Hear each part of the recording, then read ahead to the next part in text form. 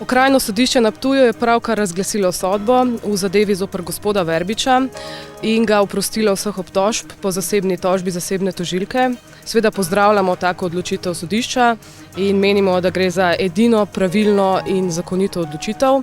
Sodišče je zadevo zelo natančno pretehtalo je vse dokaze tako obrambe kot tudi zasebne tožilke in se je po res skrbnem pregledu vseh dokazov odločilo, da je gospod Verbič absolutno nedolžen in skladno s tem seveda tudi izreklo oprostilno sodbo.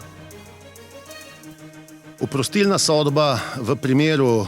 zasebne tožbe kazenske ovadbe strani Agnese Kudič-Stenberger, direktorice delniške družbe Agis Technologies in pa hkrati zastopnice največjega delničarja 81% družbe Akai, ki ima 100% lastnika na Cipru, poštni predal pravzaprav tisočerih družb. Sam sem neposredno obiskal tudi na Cipru in se prepričal o tem, zakaj gre. Oprostilna tožba, upam, da je signal tudi ostalim, ki želijo s tovrstnimi postopki morda obračunavati z zastopniki, predstavniki manjšinskih delničarjev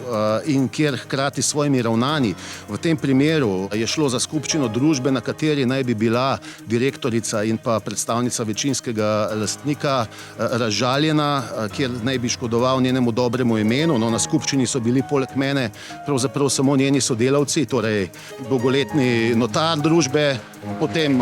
pravna zastopnica kot predsedujoča skupščine, prav tako dolgoletna sodelavka same družbe in pa mož kot preštevalec glasov, kar pomeni, da do kakšne posebne razžalitve v nekem širšem krogu že iz tega naslova ne bi moglo priti. Je pa dejstvo, da na tej skupščini niso zagotovili niti osnovnih temeljnih pogojev in jasno, da sem se utemeljeno spraševal o tem, kako lahko funkcionira družba in na kakšen način posluje, če niti za